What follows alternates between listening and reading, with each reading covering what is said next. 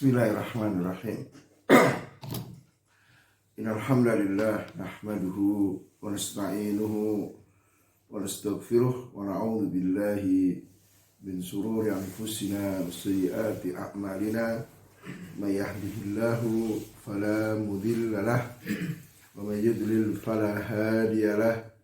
Asyhadu an la ilaha illallah wa asyhadu anna Muhammadan abduhu wa rasuluh, amma ba'd. Para pendengar yang dimuliakan oleh Allah Tabaraka wa Ta'ala, Assalamualaikum warahmatullahi wabarakatuh. Kita melanjutkan pembahasan kita tentang seputar udhiyah. Nah, kita sampai di pembahasan tentang apa yang disukai dalam penyembelihan kurban secara umum. Ya, ada pertanyaan di sini. Apa yang disukai tentang hewan sembelian ya setelah kita membelinya? Ya, jadi disunahkan untuk kita menggemukkan dan memperbagus hewan sembelian tersebut. Ya, karena Allah Ta'ala mengatakan dzalika wa man yu'azzim sya'airallah fa innaha min taqwal qulub. Demikian itu barang siapa mengagungkan syiar-syiar Allah, maka perbuatan itu termasuk bentuk ketakwaan hati. Ya. Nah, di sini Ibnu Abbas radhiyallahu taala anhuma menjelaskan bentuk mengagungkan syiar Allah dalam hewan sembelian kurban itu adalah apa? Membesarkannya, menggemukkannya, ya, membaguskannya, ya, karena itu adalah yang paling besar pahalanya, yang paling banyak manfaatnya. Nah, kemudian hal ini disepakati oleh para ulama tentang mustahabnya hal tersebut. Nah, kemudian mana yang lebih afdol antara hewan yang lebih mahal atau yang lebih banyak dagingnya? Maka di sini diterangkan bahwa yang paling afdal adalah yang paling bermanfaat untuk orang-orang fakir, yang lebih banyak dagingnya. Ya, karena dengan hal itu orang yang berkorban akan lebih bisa banyak bersedekah, lebih banyak yang bisa dia makan. Ya, nah, kecuali kalau memang ya yang apa namanya yang paling gemuk, yang paling besar itu yang paling mahal harganya gitu kan. Nah, demikian pula kalau hal ini dalam rangka untuk mendidik manusia untuk berkurban. Nah, kita bisa memilih hewan kurban yang lebih mahal harganya. Kemudian apa yang paling afdal untuk disembelih dari binatang ternak? Ya, ingat bahwasanya yang dibolehkan untuk berkorban itu 3: onta, sapi, dan kambing. Maka di antara 3 ini mana yang paling utama? Ya. Jumhur ulama berpendapat jika orang itu berkorban sendirian, artinya misalnya orang menyembelih onta sendiri, menyembelih sapi sendiri. Karena ingat ya, onta itu bisa sampai 7 bagian. Gitu. Sapi juga begitu. Nah, kalau sendiri-sendiri ini maka yang paling utama adalah menyembelih onta. Kemudian yang kedua sapi, urutan ketiga adalah kambing. Ini kalau sendiri-sendiri. Kenapa unta? Karena unta itu yang paling mahal dan paling banyak dagingnya, begitu. Ya. Adapun kalau misalnya dibandingkan sapi sepertujuh dengan kambing sendiri, ya tentu lebih utama kambing sendiri. Ini pendapat ulama. Kemudian hal ini berdasarkan perbuatan Nabi SAW di mana beliau menyembelih kambing. Nah, kemudian pertanyaan berikutnya, hewan apa yang paling banyak disembelih oleh Nabi SAW untuk berkorban? Ya, maka disebutkan bahwa Rasul SAW itu menyembelih kambing. Ya, meskipun beliau juga pernah menyembelih berapa? 100 ekor unta. Nah, ya. Kemudian mana yang lebih utama? Berkorban dengan hewan jantan atau betina? Nah, para ulama bersepakat bahwa keduanya itu sah untuk berkorban. Jadi korban dengan hewan jantan atau hewan betina, keduanya sah. Cuman dalam masalah keutamaan, maka di sini para ulama menyatakan hewan jantan itu lebih utama daripada hewan betina. Ya. Nah, ya tentu dengan beberapa alasan ya.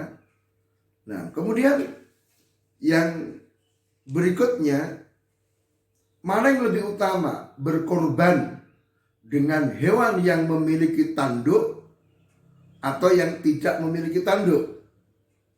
Ya, maka dikatakan hewan yang memiliki tanduk itu lebih sempurna daripada yang tidak punya tanduk.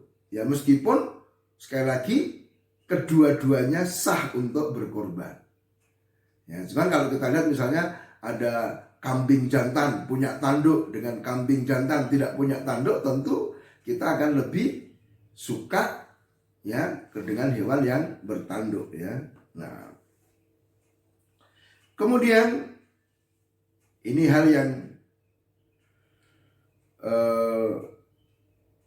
sangat penting, mana yang lebih utama? Berkorban dengan jumlah yang banyak atau dengan jumlah yang sedikit tetapi hewannya tuh gemuk dan banyak dagingnya. Jadi misalnya kita berkorban dengan 2 kambing atau dengan 1 kambing tapi besar dan gemuk misalnya. Mana yang lebih utama? Maka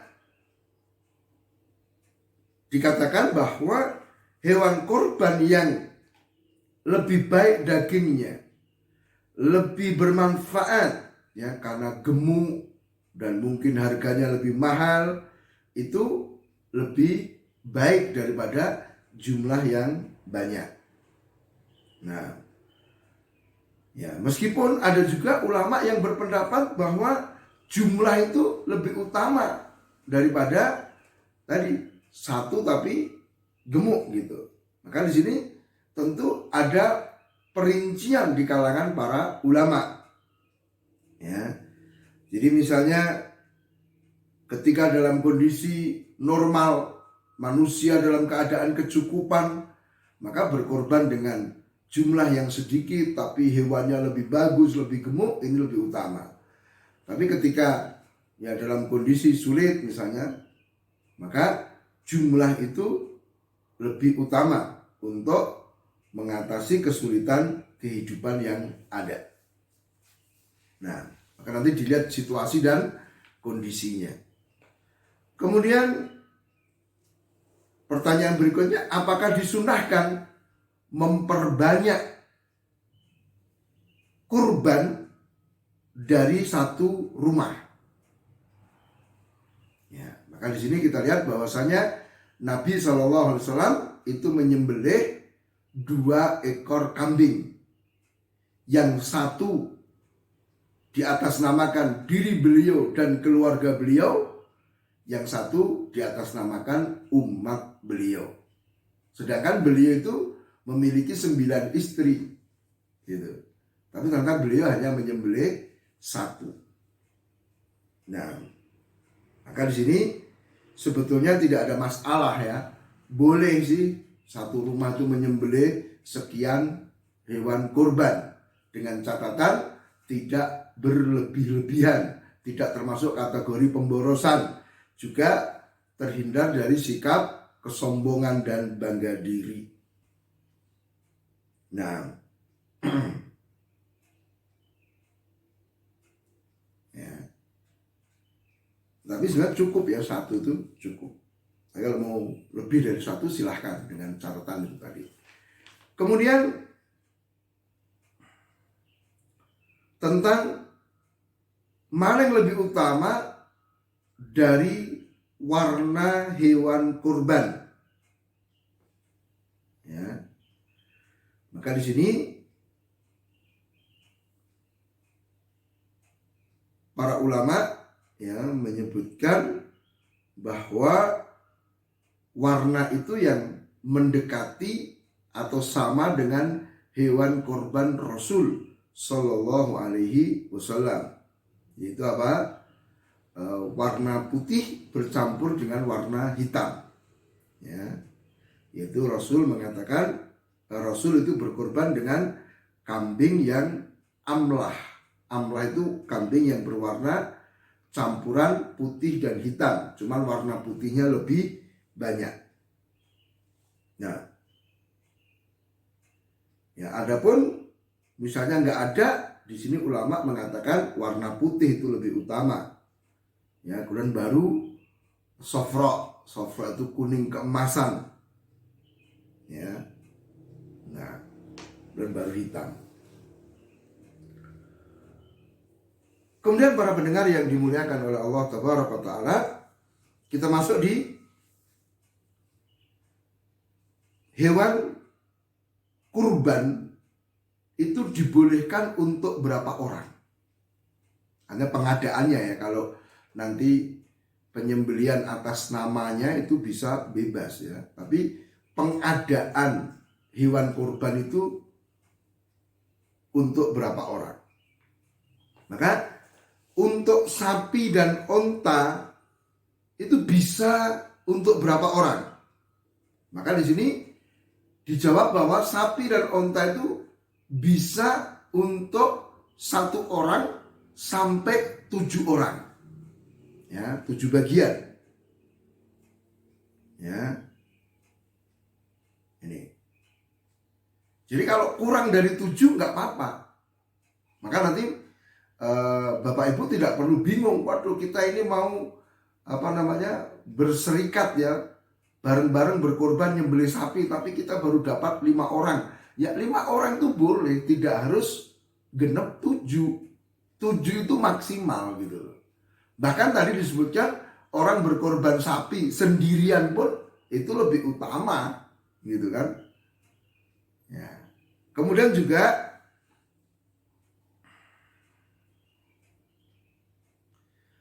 untuk hewan sapi atau unta, apakah dibolehkan ya untuk satu keluarga atau untuk dirinya saja? Nah, maka di sini sepertujuh dari sapi itu pengadaannya adalah untuk 1 orang gitu loh. Adapun nanti diniatkan sembelian itu untuk dia dan seluruh keluarganya, itu tidak ada masalah. Ya, nah.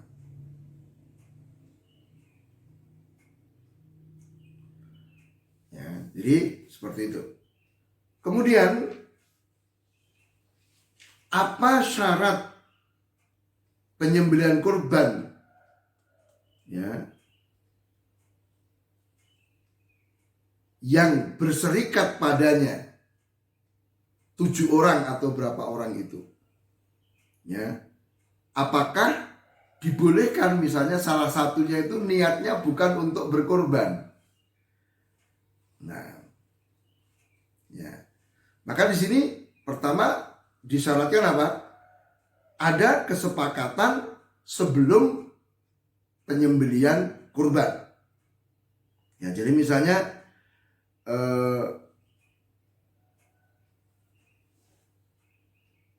ada menyembelih, misalnya yang 5 itu menyembelih untuk kurban, kemudian yang 2 itu menyembelih diniatkan untuk daging saja, maka yang seperti ini sah, nggak ada masalah. Ya, jadi dibolehkan. Ya. Nah, kemudian juga disyaratkan untuk bersekutu dalam hewan kurban itu adanya kesepakatan sebelum penyembelihan. Jadi misalnya kalau hewan kurban itu sudah disembelih, misalnya sapi ini baru 5 orang udah dapat sapi, kemudian sudah disembelih, baru datang orang, tolong saya ikut korban dengan sapi itu, maka itu tidak boleh. Karena apa? Sudah disembelih. Maka syaratnya adalah apa? Sebelum hewan itu disembelih, boleh dia bergabung di situ.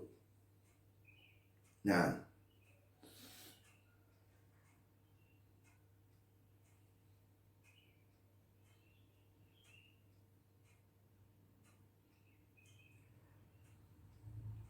kemudian ketika ada orang bersekutu untuk membeli seekor sapi, ya, dengan niat apa?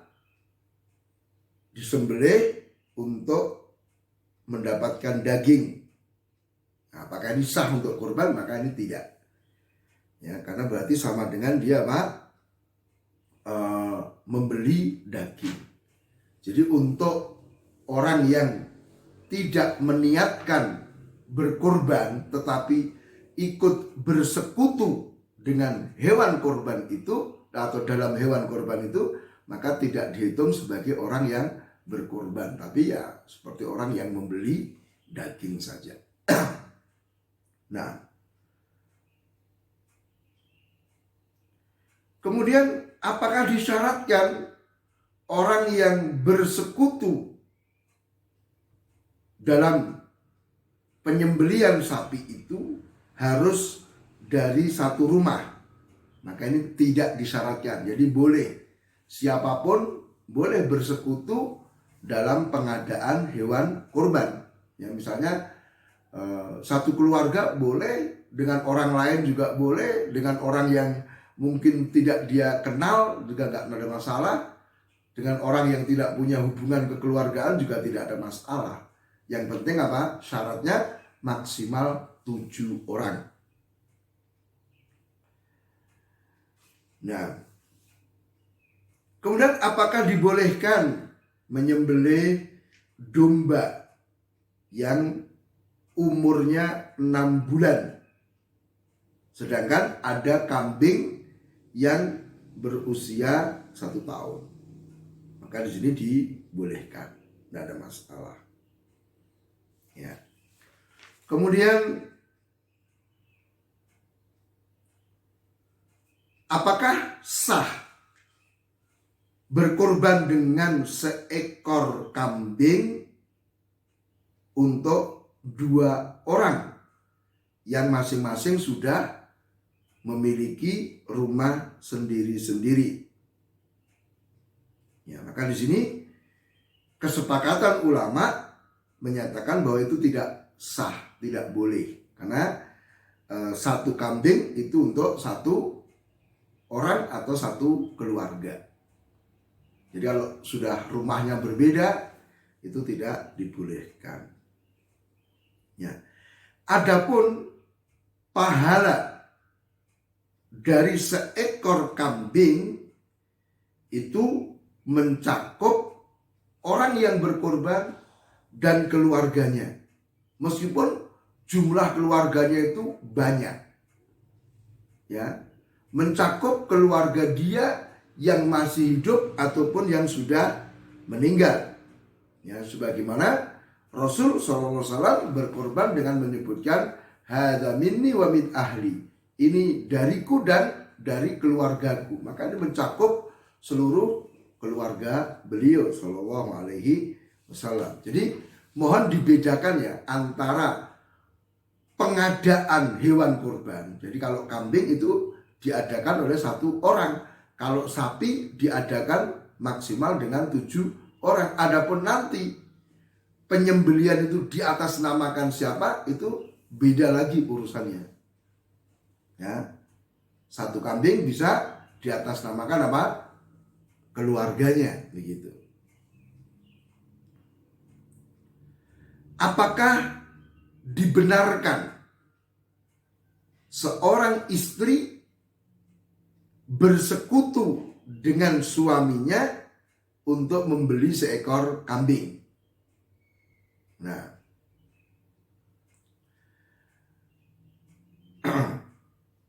ya ini tidak dibenarkan karena tidak boleh bersekutu dalam pembelian seekor kambing. Seekor kambing nggak boleh ya. Jadi kalau dalam pengadaan kambing itu satu, tapi kalau pahala tidak terbatas. Nah, ini yang perlu diperhatikan. Maka beda halnya ketika seorang istri itu misalnya apa? Dia memberikan uang kepada suaminya sebagai infak misalnya, sebagai sedekah bagi suaminya, ya, tanpa ada syarat sebelumnya. Pokoknya dia kasih aja uang pada suaminya, kemudian dia pakai untuk membeli kambing, maka ini nggak ada masalah. Kemudian pertanyaan berikutnya, ada seorang laki-laki memiliki istri lebih dari satu dan rumahnya juga berbeda-beda, jadi tidak tinggal satu rumah. Apakah cukup bagi dia menyembelih satu kambing, atau menyembelih satu hewan kurban saja? Maka di sini dikatakan boleh dan itu mencukupi. Jadi seorang laki-laki menyembelih seekor hewan kurban, maka ini mencukupi untuk seluruh keluarganya. Meskipun tadi apa? Istrinya lebih dari satu, tinggal di rumah yang berbeda-beda misalnya, tidak ada masalah. Ya, sebagaimana Rasul Sallallahu Alaihi Wasallam menyembelih seekor kambing untuk keluarganya atas nama keluarganya, sedangkan istri beliau banyak. Kemudian, bagaimana jika di dalam satu rumah itu ditempati oleh sekian keluarga, ya, ada saudaranya yang sudah menikah dan yang lainnya? Maka apakah mencukupi satu sembelian hewan kurban? Ya, jadi misalnya ada rumah, tinggal di situ orang tuanya, anaknya yang sudah menikah, ya, anak-anak yang sudah menikah juga tinggal di rumah itu. Maka apakah cukup menyembelih seekor kambing misalnya? Maka di sini kalau ya operasional rumah itu jadi satu, ya, masaknya jadi satu, ya, maka ini nggak ada masalah, boleh, sah, ya, makan bersama, ya, ya. Adapun kalau misalnya tinggal satu rumah tapi masaknya sendiri-sendiri, ya, dapurnya beda-beda misalnya, maka ini tidak sah. Jadi masing-masing keluarga harus berkorban gitu loh. Jadi syaratnya tadi dilihat apakah dalam satu rumah itu makan bersama, masak bersama atau sendiri-sendiri. Nah,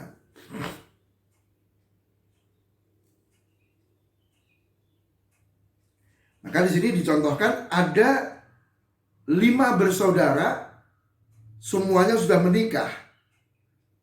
Ya. Nah, kemudian tinggal satu rumah, makan bersama-sama, maka apakah boleh berkorban ya bersekutu dengan satu kambing itu tadi? Maka di sini nggak ada masalah. Ya, karena itu dihitung sebagai satu keluarga.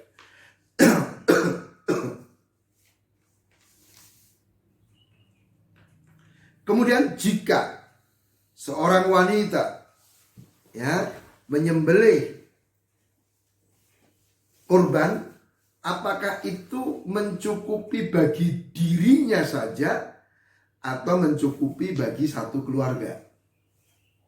Misalnya seorang istri, seorang wanita menyembelih korban, apakah itu cukup untuk dirinya saja ataukah mencukupi anggota keluarga yang lainnya? Maka di sini dirinci, kalau wanita itu adalah penanggung jawab rumah, maka ini mencukupi bagi dirinya dan bagi anggota keluarga. Jadi misalnya kan ada seorang janda punya anak masih kecil-kecil misalnya, maka janda ini kan penanggung jawab keluarga kan, maka kalau dia berkorban maka itu mencakup anak-anaknya juga gitu. Tetapi kalau ya, wanita itu bukan penanggung jawab, artinya dia masih punya suami, ya, maka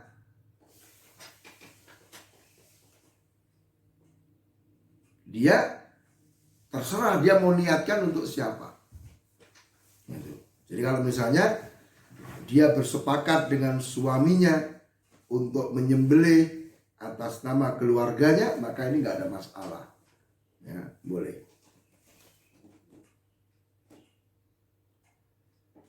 Ya. Atau dia menyembelih untuk dirinya dan untuk siapa yang dia inginkan dari kerabatnya, dari keluarganya, ya itu nggak ada masalah.